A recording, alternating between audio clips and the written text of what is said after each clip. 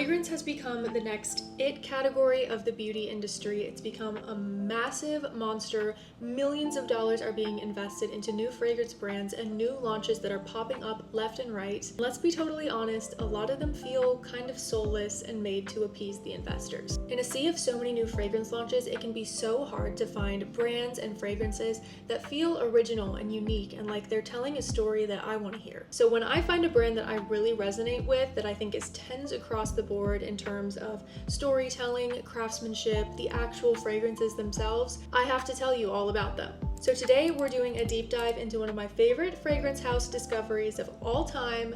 This is Arquiste. Arquiste was founded by Carlos Huber, who has a fascinating background in architecture, historical restoration, and fashion. Now that creative background and meticulous attention to detail is woven so beautifully through the fragrance line to the point that each fragrance has its own bibliography section where you can see the research and the craftsmanship and devotion and passion that went into each and every bottle of fragrance. As someone who comes from a background of academia, that bibliography really speaks to me. I love to see the sources cited. And I feel like it's such a cool behind the scenes glimpse of the creative process of bringing a fragrance to life. And can I just say, this passion for creativity is so refreshing to see right now when it feels like every fragrance launch is trying to be designed to go TikTok viral. It's cool to see that the passion still exists in the industry. You just have to kind of go looking for it. So that's a little bit of background information on the brand. Now let's get into the fragrances. Now I've sampled Arquiste a couple different times before when I've been traveling around. Like I tried them before at Bloom Perfumery in London in a couple of my scent split orders, but I never really got to experience the joy of the brand until I met the founder while I was at Scent Explorer last year.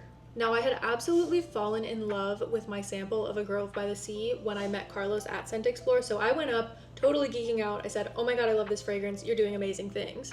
And we just got to gab for a couple minutes. It was awesome. But after talking through some of the fragrances, he very kindly gave me a discovery set and a travel size of number 31, which is one of their J. Crew fragrances. So let's start with the samples. First we have Misfit, which is a patchouli forward fragrance inspired by 19th century bohemians. This fragrance kind of aims to tell the story of how patchouli went from being associated with the counterculture to being this more decadent, sophisticated, alluring note. So this has lavender, angelica, rose, ambrette, patchouli, and tonka bean. And I'm not really someone who reaches for a lot of patchouli fragrances in my day-to-day life, but I can appreciate it when it's beautiful, and this is absolutely stunning. Next is the Architects Club, which is inspired by a group of architects meeting in an Art Deco smoking room in 1930s London. Already, doesn't that just sound fantastic? It smells even better. So this one has juniper, pink pepper, cardamom, iris, cedar, vetiver, but there's also vanilla, okay? This is one of those super upscale, rich, luxurious, grown-up vanilla type of scents. If you like Vanille 44 from Le Labo or Lune Feline from Atelier des Ors, those type of smoky, sort of grown-up vanillas, I think you would really also like this one. It's so gorgeous. I don't have any other vanillas that are quite like this one in my collection, so it's definitely on my wish list. And everyone that I've recommended this to has come back and told me that they have become obsessed with it. So speaks for itself. Next we have L'Or de Louis, which is inspired by King Louis XIV and the Grand Orangery at the Palace of Versailles. I know I just said the Architects Club is next on my wish list, but this one I feel like is more fall and winter, and L'Or de Louis is more spring summer, so maybe this one is actually next on my wish list. This has to be one of the most beautiful orange blossom fragrances I've ever smelled in my entire life. And that's really saying something, because I've smelled a lot of fragrances in my day. I think this one is specifically interesting because, like I said, it's inspired by the Grand Orangery of Versailles, but specifically it's inspired by these bonfires that they used to have to impress the court. So the gardeners would light these massive bonfires around the orangery, and then that scent of the smoke and the firewood would mix with the orange blossoms and the oranges, and it's inspired by that sort of golden, smoky, woody scent. So you have orange blossom, pomegranate, jasmine, and then there's honey as well, which really adds to that golden effect. And then in the base, there's that firewood smoke, as well as this chypre accord that dates back to the 17th century. It's so stunning. It really is like smelling a snapshot of history. And the bottle is absolutely stunning. There's gold flecks in it because obviously this is a Versailles inspired fragrance. We have to go over the top. It's gorgeous, and if you're into orange blossom at all, I would say this is a must sample. This also won the Fragrance Foundation Award for Indie Fragrance of the Year in 2024, so it really is that good. Next we have number 31. This is a collaborative scent between Arquiste and J. Crew, and this is actually inspired by the first all-female art exhibition in the United States. In 1943, Peggy Guggenheim hosted the first all-female art exhibition. It was 31 different female artists, so that's where the 31 in the title comes from, and the scent is inspired by the types of women that would have been in that room. So they would have been a more avant-garde crowd, so more bold, more daring, more unique, and the cocktails would have been flowing. So this is inspired by that event that evening. And it really does smell like those classical perfumes of the 1940s, you know, those like chypre, sort of oak mossy type of perfumes, but it also smells more bold and fruity, and like a martini that's half gone and has gone a little bit warm in your hand. It's so gorgeous. I actually can't get over that burst of fruit in the opening. It's so fun and a little bit more unique than other scent profiles that kind of exist like this. Like I think of Coco Mademoiselle, for example. But this one is so much more fun and bold. I feel like you can tell it has a historical reference that it's working off of, but it's still its own scent in and of itself. Oh, I just love it. Next we have Almond Suede, which is inspired by almond marzipan and medieval Andalusia. So again, this fragrance is very historically inspired. This scent kind of tells the story of a melding between cultures in Spain. Scent of almond marzipan floating into the street where artisans are crafting with this rich oaky leather. And this is a gourmand for gourmand haters. And it's also, I feel, a leather for leather haters, because I'm not someone who loves super sweet scents or leathers, and I go rabid for this one. Something about it, it's so gorgeous. It's just sweet enough and it's just smooth enough. My husband also really loves this one, so if you have a man in your life that's looking for a new scent, you might get a sample of this one. Next we have Venice Rococo, which is the powder scent to end all powder scents.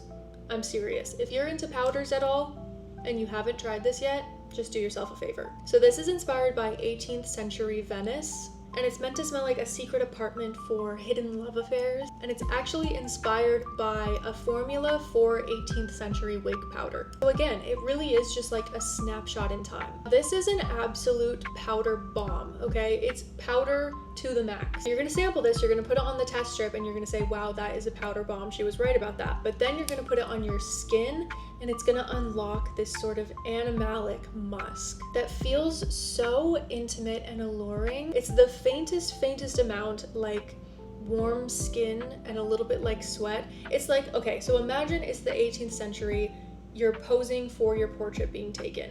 It's like the 3rd or 4th hour. You're getting like a little bit sweaty under the wig, right? That's what this smells like to me. It's just absolutely intoxicating. They really nailed it with this one. I keep saying that about all of them, I know, but I love this brand so much. Next, we have a Grove by the Sea. Now this one is my baby. This one is my absolute favorite. This one also won Best Niche Fragrance of the Year for the Marie Claire Fragrance Awards in 2024. Now this one is inspired by an island in the middle of the Adriatic Sea in 1508, and this has to be the most photorealistic fig tree scent I've ever smelled in my life. And I'm gonna say it, I'm gonna say something very bold. I think this is better than Philoxikos.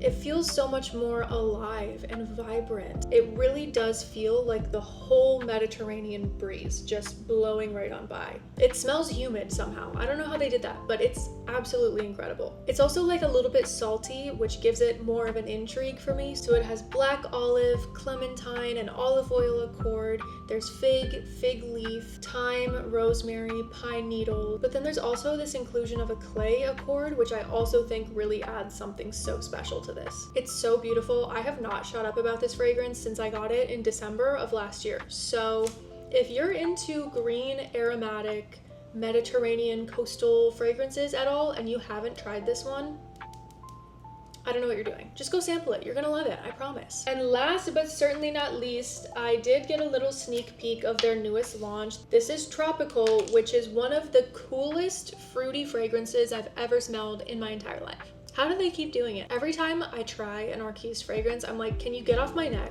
for a second? Like, can I just pick my jaw off the floor? I'm still reeling from the last one, you know what I mean? So this is Guava, Lime, Ginger, Plumeria, Champaca, Jasmine Sambac, Guava Paste, a Mexican Vanilla Bean, an Amberwood, and Mahogany. If you love a fruity fragrance in the summer and you want something that smells unlike anything else in your collection, try this. Equal parts fruity fruity and woody. It's kind of sparkling. There's something a little bit effervescent about it. I don't know what that is, but it smells like fresh guava juice. Fresh guava juice and lush florals surrounded by greenery.